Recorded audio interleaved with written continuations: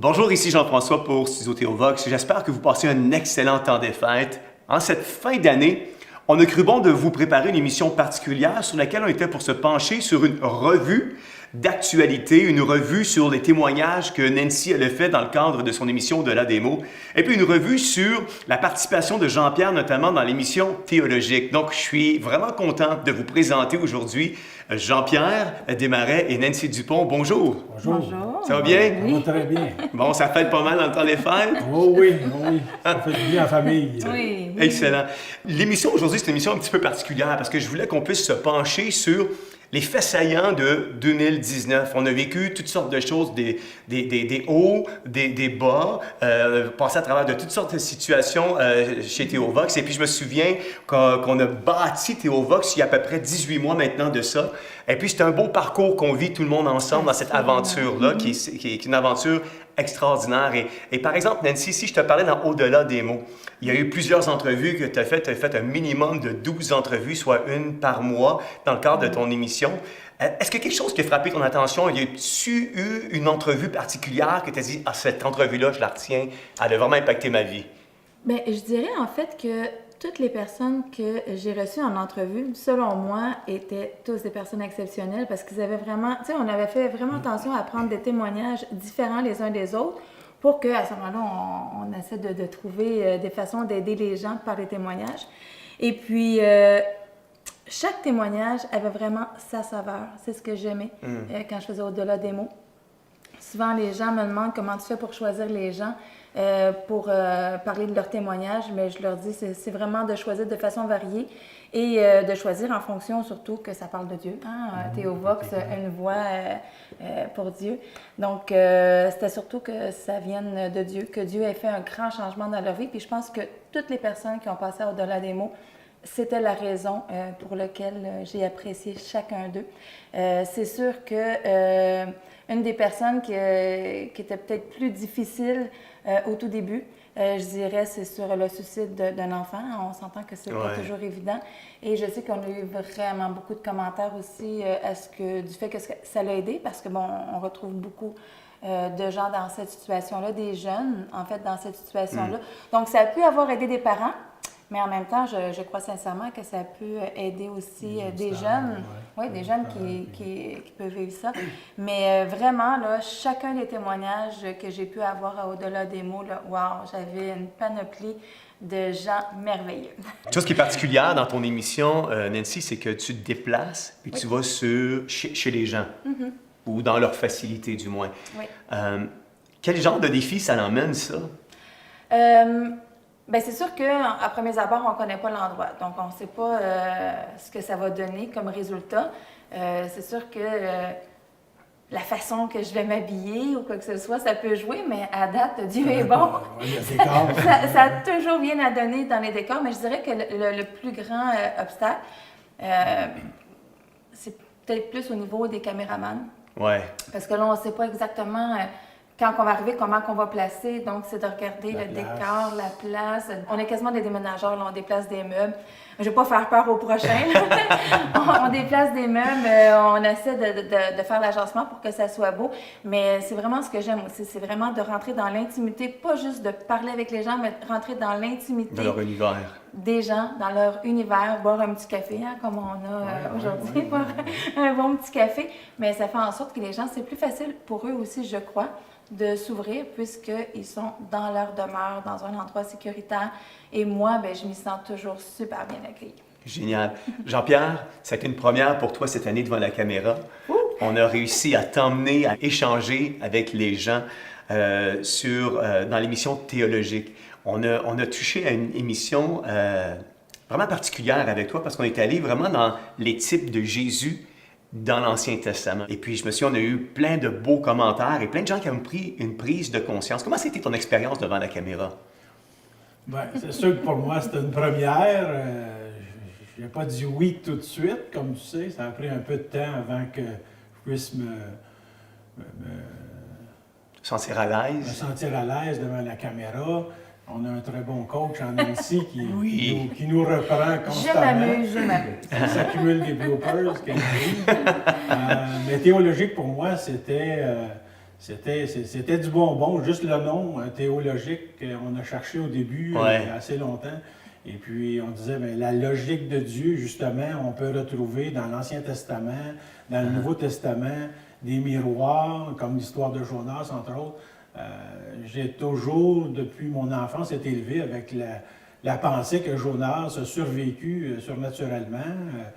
On montrait une petite lampe avec un livre dans nos écoles du dimanche. C'est vrai, hein? Et puis, notre subconscient le voit toujours en vie, mais quand on regarde vraiment l'histoire, quand on me l'a relu, et on m'a dit, fais juste te poser la question, est-ce que ça se pourrait que Jonas soit mort dans la baleine?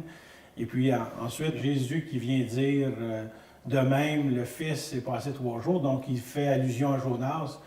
C'était toute une autre dimension que ça prenait, cette émission-là. Là. Puis, je voulais la partager. Moi, je ne me vois pas nécessairement comme un enseignant, mais ça me faisait plaisir de partager cette perle qui était là dans la parole, que moi-même, je n'avais jamais vue, même si j'avais été élevé dans l'Église toute ma vie. Là. Absolument. Puis ce que j'aime, Jean-Pierre, dans ton approche, c'est que tu vulgarises très, très bien la matière, de sorte que un plus jeune pourrait absolument tout comprendre ce que tu es en train de nous partager, puis faire même des découvertes de perles qui sont tellement essentielles et précieuses pour chacune de nos vies. Il y a eu Jonas, il y a eu aussi les miroirs que tu as partagés. Il y a eu, je me souviens, celle avec les pierres, là, qui était un enseignement extraordinaire. Oui, dans l'Apocalypse, avec les pierres, quand Jésus dit les pierres vont parler si les gens ne parlent pas. Alors, si nous, on ne s'ouvre pas la bouche, à ce moment-là, les pierres dans la parole vont parler avec la sardoine et la jaspe. C'est totalement une autre histoire si on comprend que ces pierres-là ont des significations qui représentent les tribus. Les tribus ont des noms, les noms représentent une signification. Alors, tu peux relire le même verset, mais on unzip, je ne sais pas si on peut le dire comme ça, mais là, il va prendre toute son ampleur et on voit l'intervention divine en arrière d'un texte français courant. Donc, pour moi, c'était wow. J'irais en même temps dire que Jean-Pierre, ce qui est le fun, c'est que quand il fait ses enseignements, on dit « what you see, what you get », il est drôle, il amène de l'humour, puis c'est toi. C'est moi, c'est vrai, c'est ça. Il n'y a pas trop de dentelle, je n'ai pas étudié dans ça, mais j'aime ça. Et il y a certaines personnes qui m'ont dit quand tu parles, tu vas imager. Donc, pour nous, c'est plus facile de comprendre, tu vas imager la chose. Et puis, ça m'a juste fait grand plaisir de le faire. J'aurais pu en faire quelques-uns de plus, mais il est arrivé de quoi dans l'année 2019? Un moment bien heureux. Un moment bien heureux que je ne m'attendais pas. Ça s'est fait rapidement. Et puis, j'ai rencontré la perle rare. Ça faisait 10 ans que j'étais à sa recherche. Je sais qu'il y a une particularité aussi parce que tu es un fin connaisseur, je dirais, de toute la politique israélo-palestinienne. Puis tu nous as fait découvrir dans Théovox un gars qui s'appelle Patrick Vanas qui a fait un travail remarquable aussi. C'est particulier, c'est tout cet aspect-là. Et je pense qu'on gagne à connaître cet individu. Oui, ses connaissances sont énormes. Il est professeur aussi en la matière. Ayant voyagé en Israël, moi, depuis 2012 tous les ans, avec un groupe de 50 personnes, avec le ministère Pain de Vie, avec Mario Massica, je me pensais assez bien dans l'Israël et tout ce qui se passe avec la Palestine, les voisins. Et puis, quand j'ai entendu Patrick les premières fois, OK, c'est très intéressant, même au point de vue politique. On sait que présentement, il s'en retourne encore en élection pour une troisième fois dans la même année. C'est vrai. Il ne faudrait pas vivre ça ici, c'est très dispendieux. Là. Ouais. Mais c'est quand on comprend, quand c'est bien expliqué par Patrick, c'est beaucoup plus facile à y voir clair. Maintenant, quand on va sur place, on voit les sites. C'est extraordinaire. Ah oui, j'imagine. Puis on a eu aussi tout l'aspect de création versus évolution avec Laurence Teasdale. Laurence qui sera par le fait même avec nous dans la conférence Apologia le 4 avril 2020, qui a tout un volet où il va parler de création versus évolution. Ça a été une découverte, Laurence, un sens de l'humour. Il vulgarise très, très bien la matière. Je vous invite à aller regarder les clips aussi que Laurence a fait si vous ne les avez pas encore vus dans le cadre de l'émission théologique. Je pense qu'on a été bien servis cette année. est-ce qu'on peut s'attendre à des nouveautés peut-être dans vos émissions ou pas mal des choses? Toi, on va te revoir assurément, Jean-Pierre, en 2020. Oui, il y a encore des perles. La Bible est pleine de perles, alors il faut les découvrir. Toi, Nance? Mais en fait, je pense que la formule au-delà des mots va très bien. Je pense que les gens aiment entendre des témoignages qui changent des vies. Donc, pour l'instant, on reste de la même façon. On continue avec au-delà des mots et puis je vais continuer à trouver moi aussi également des perles rares sur mon côté. Mais c'est surtout, dans le fond, une des questions aussi que je voulais voir avec toi, Jean-François, parce que bon, on parle d'au-delà des mots, on parle aussi de théologique, mais on s'entend qu'il y a eu beaucoup d'actualités cette année aussi là, qui a passé. Là. Entre autres, on entend parler souvent, on entend encore parler aujourd'hui et on va en entendre encore parler dans les mois à venir. On parlerait de David Lynn. Ouais. Tu as rencontré David Lynn et puis moi, actualité avec David Lynn, c'était incroyable. Oui, c'est vrai. C'est vrai. Je dirais que du côté de l'émission de Théovox Actualité, je suis très fier de ce qu'on a accompli avec peu de ressources. Parce que Théovox existe vraiment, on a lancé Théovox depuis 18 mois. La première capsule de Théovox est sortie en mai 2018. Oui, avec la capsule. Avec la capsule qu'on avait sortie sur l'avortement, qui a été la première capsule qui a signé Théovox Actualité. On sait que Théovox existe depuis un peu plus, mais quand on a pris le tournant puis affiché plus Théovox, c'est sorti plus en mai 2018. Et quand je fais le bilan, on a sorti une trentaine de vidéos en 52 semaines. Donc, c'est près d'une vidéo, un peu plus d'une vidéo par 2 semaines. D'actualité. Donc, ce qui a vraiment frappé mon attention cette année, évidemment, c'était la rencontre, comme tu le dis, avec David Lynn, qui a été une rencontre, pour moi, extraordinaire. On ne connaissait pas l'individu. C'est sorti dans les journaux, tout ce qu'il a vécu. Ça a été incroyable. On peut dire qu'à 6 heures de route de Montréal, c'était le cas le plus médiatisé contre les chrétiens au Canada.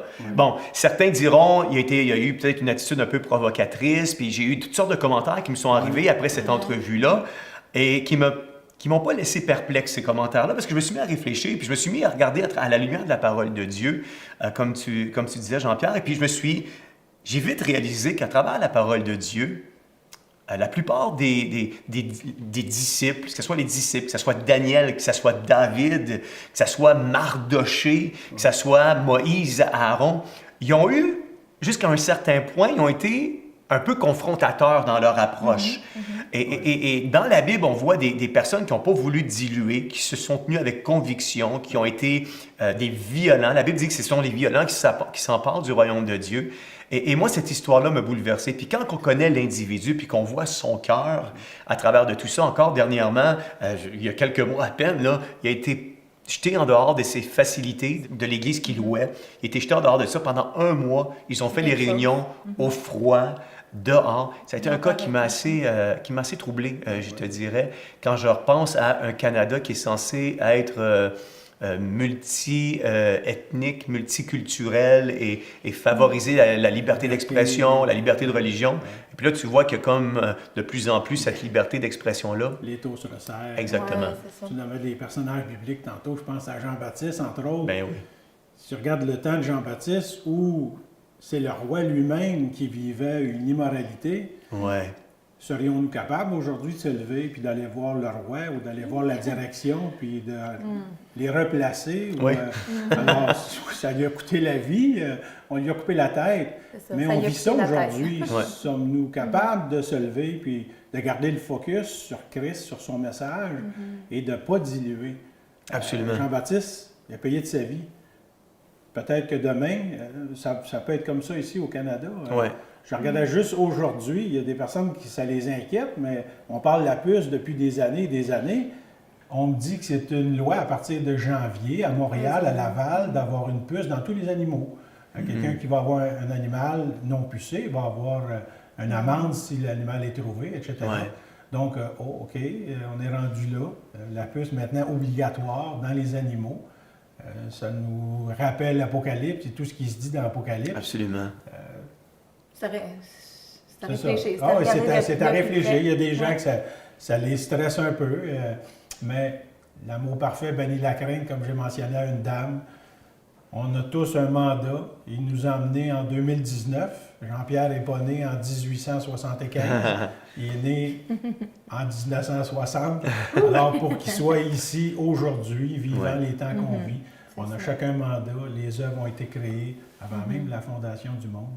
Alors, est-ce que tu pourrais dire à ce moment-là que c'est une des rencontres qui t'a le plus marqué?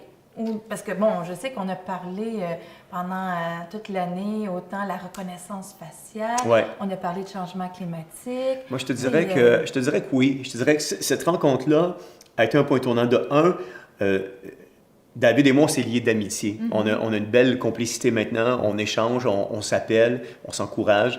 C'est quelqu'un que j'ai commencé à présenter un peu dans notre entourage à d'autres pasteurs. Et il gagne à être connu. Son zèle est contagieux. J'apprécie beaucoup. On a vécu aussi un autre moment qui a été drastique et qui a marqué le Québec en 2019. Et puis, c'est la loi sur la laïcité de l'État. On en parle encore beaucoup dans les médias. On vient d'avoir un jugement de la Cour d'appel qui vient de passer tout dernièrement. Là. Ça fait à peine quelques jours. Comme quoi qu'ils ont rejeté la requête de pouvoir abolir ce projet de loi-là. Il n'y a pas d'urgence selon eux, donc c'est pas obligé d'être... Exactement. Fait que ça, c'est quelque chose qui a marqué énormément le Québec aussi en 2019. Puis je pense qu'on a bien couvert... on a fait un slam là-dessus que je vous invite à regarder aussi. On a couvert l'actualité. Évidemment, il y a deux courants de pensée. Il y en a qui sont pour, il y en a qui sont contre. On va faire dire à cette loi-là ce qu'elle ne dit pas. Il y a eu beaucoup de personnes qui sont parties avec leurs jambes à leur cou puis qui ont dit des choses de cette loi-là dans lesquelles on n'est même pas encore. Certainement, comme je le dis dans des conférences que je donne, cette loi-là est certainement une porte ouverte pour autre chose qui pourrait arriver. Mais dans l'état actuel, présentement, elle ne brime en rien notre liberté de vivre l'Église et d'aller dans nos églises et de s'exprimer. J'avais un autre, parce que moi, je me souviens également d'une entrevue que tu as faite. Oui. Et puis, si on parle d'actualité, absolument, tu as raison. On va parler un petit peu de politique. Oui. Ce qui fait en sorte qu'on a reçu Maxime Bernier. Maxime Bernier. Maxime Bernier. Mais c'est important de savoir, par exemple, qu'on a... Il y a certaines personnes, devrais-je dire, qui pensaient qu'on avait favorisé Maxime Bernier par rapport aux autres politiciens. C'est pas le cas, juste pour rassurer tout le monde, parce qu'on l'a peut-être jamais clarifié. On avait envoyé une demande à tous les politiciens, à tous les grands partis. Les grands partis connus. On a laissé faire les partis qui étaient moins connus ou qui avaient moins de couverture ou moins d'influence, moins d'impact. On a envoyé aux 4 grands partis. Et puis, le seul qui nous a répondu en faveur de faire une entrevue avec nous, ça a été Max Bernier. Une entrevue qui a été vraiment intéressante. Une entrevue, d'ailleurs, qui a été reprise pour quelques segments à l'émission Enquête de Radio-Canada.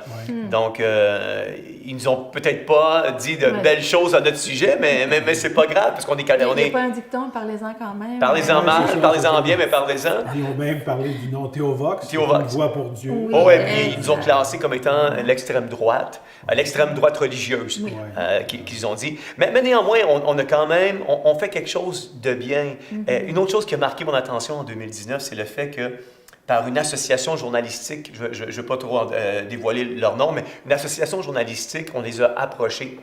Et puis cette association-là nous disait que notre travail d'éditorialiste ou de journaliste, on le faisait extrêmement bien. Les nouvelles qu'on diffusait étaient vérifiables, étaient pas des fake news, étaient tous des vraies nouvelles. Et puis on n'a eu que des éloges de leur part à notre sujet. Donc ça m'a vraiment encouragé, parce que si je me dis, si l'ordre professionnel des journalistes reconnaît notre professionnalisme dans ce qu'on fait, c'est parce qu'on fait les choses bien, on les fait avec minutie, on les fait avec attention pour s'assurer que la nouvelle qu'on vous communique sur une base, je dirais, quasi hebdomadaire à toutes les 2 semaines, on veut vous donner un produit de qualité.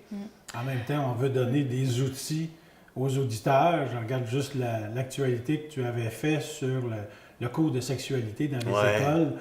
On a eu un téléphone de très loin dans le nord du Québec. Et puis le monsieur disait qu'une maman avait écouté l'émission avec l'avocat, M. Côté, que tu avais interviewé. Et avec l'information qu'elle avait, elle s'est présentée à l'école pour faire valoir ses points et elle a eu gain de cause. Alors pour moi, c'est juste ça, là, ça valait la peine d'avoir Théovox. Absolument. Pour aller aider ces gens-là, surtout eux, des fois, qui sont dans des régions plus éloignées. pour moi, c'était du gaz. Là. Mais tu vois, ce qui m'encourage à travers de tout ça, c'est des conversions qu'on a eues. Oui. Parce que des gens qui ont réalisé les temps dans lesquels on vit actuellement, qui ont fait une prière puis qui ont donné leur vie à Dieu, à Jésus. Ça, c'est ma paye, c'est notre paye. On fait ça pour ça. On fait ça pour communiquer puis être une voix. Exactement. Fait que ça c'est bien.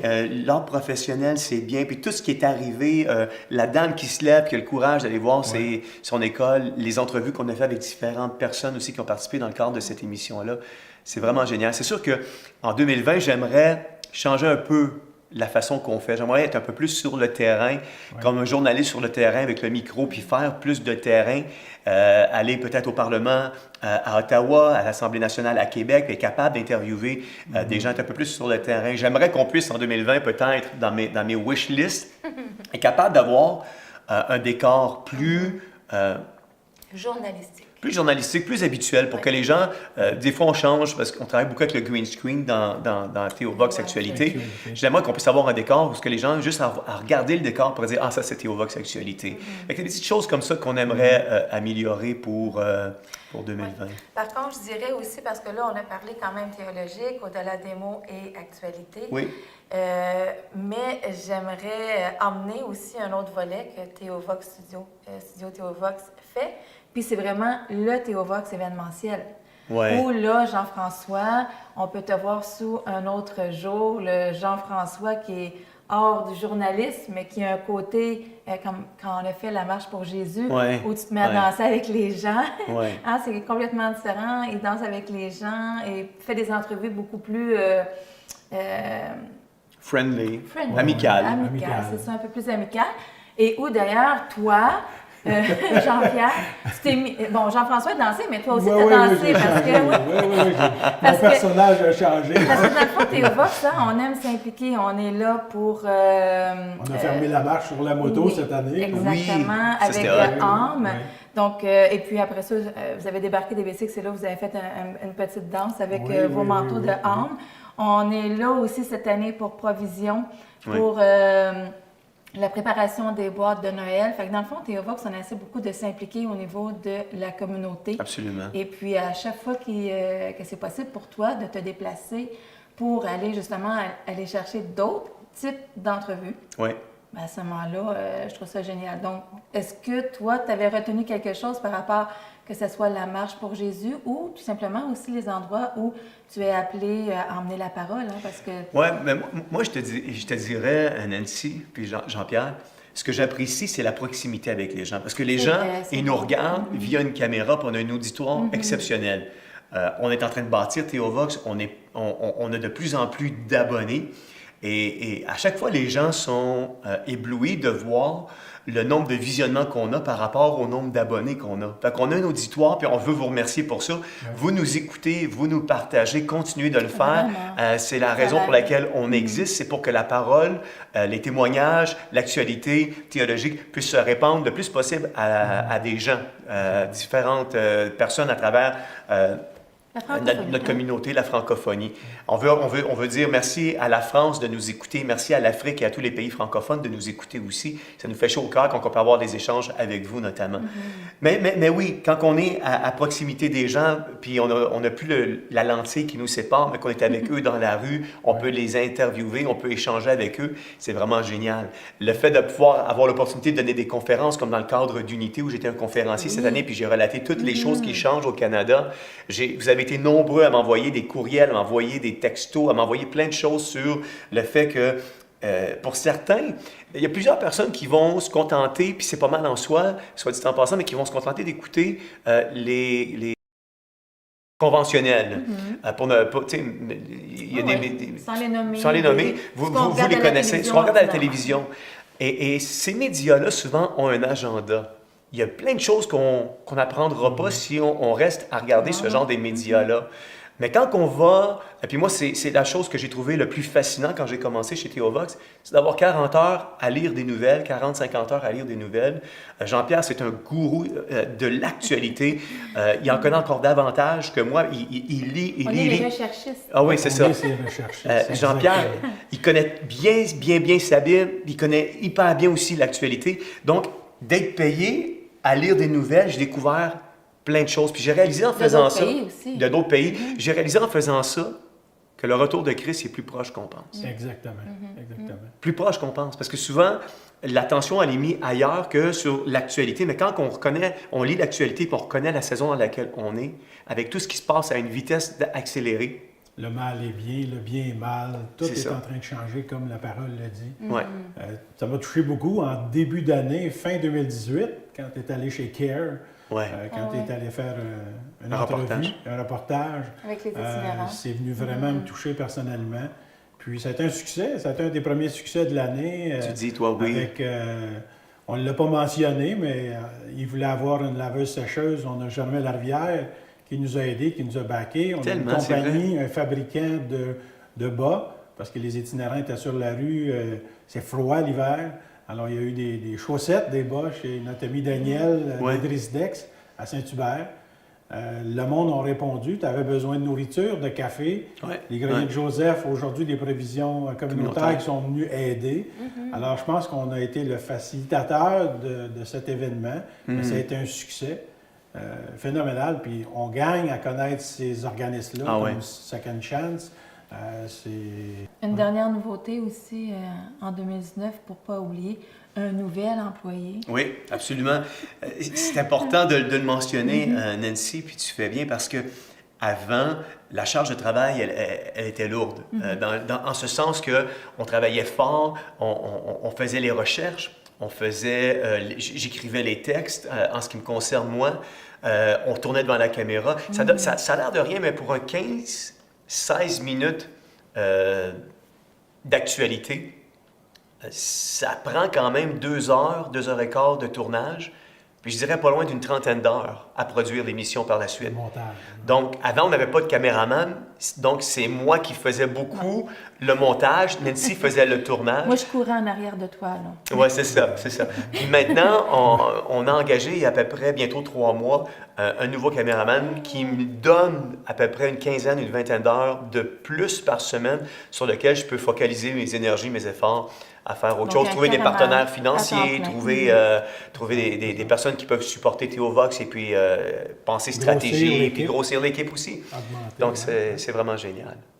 Donc, ça a été une super belle année. Oui. Une belle année 2019. Bien remplie. Une année 2020 où certainement on va te revoir à la caméra. Devant la caméra. Devant la caméra, à échanger. Ça sera peut-être plus facile à l'arrière, mais je vais me forcer. Tu fais un excellent travail, je te le confirme. Et puis les auditeurs sont contents, puis ils en demandent davantage. Fait que ça va être une joie de te revoir dans Théologique avec les autres personnes qui font que Théologique peut être théologique aussi. Fait qu'on a bien hâte d'écouter la prochaine chronique. Si les gens ont des questions aussi, parfois, ils peuvent t'envoyer des questions. Oui, info@theovox.tv. Si on a des difficultés avec certains sujets, même si on ne le maîtrise pas, on peut aller chercher de l'information pour répondre aux demandes des gens. Oui. Je pense que ça serait... C'est vrai, ça c'est un excellent point, Jean-Pierre. Si vous avez des questions au niveau de l'actualité, au niveau de la théologie, vous pouvez toujours nous envoyer vos questions à info@theovox.tv. Et puis à ce moment-là, on va faire les recherches, on va trouver les personnes, ressources, si ce n'est pas nous, qui peuvent être devant la caméra pour pouvoir répondre à vos questions. Exact. Nancy, 2020? En fait, en 2020, si jamais vous avez une histoire que vous avez envie de raconter parce que vous savez que ça va aider des gens autour de vous, alors vous avez juste à m'écrire, dans le fond, sur le même courriel, à info@theovox.tv.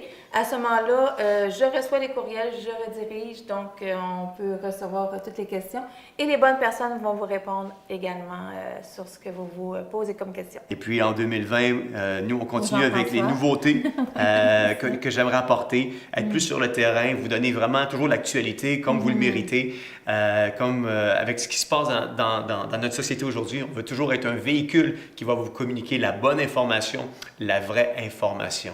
Donc, 2020, soyez encore des nôtres, suivez-nous, partagez-nous. On est content que vous soyez fidèles au poste et puis on vous aime beaucoup. Et surtout, ne pas oublier Apologia. Apologia. Apologia, le 4 avril 2020. Mettez ça à votre agenda, une conférence d'une journée le samedi où il va y avoir des invités extraordinaires avec des sujets d'actualité, des sujets qu'on parle plus ou moins dans nos églises aujourd'hui, mais qui vont tous être adressés avec une perspective biblique. Hey, merci beaucoup Jean-Pierre, merci beaucoup Nancy pour cette revue d'actualité, de faits saillants, de moments marquants dans les entrevues. On veut vous souhaiter un joyeux temps des fêtes et puis on se dit, on est de retour avec vous le 6 janvier prochain. En cette fin d'année 2019 et à l'aube de 2020, C'est avec un immense plaisir que toute l'équipe Théovox, le studio Théovox et le ministère Élévation, nous voulons sincèrement vous dire merci et vous souhaitons un joyeux Noël et une bonne année!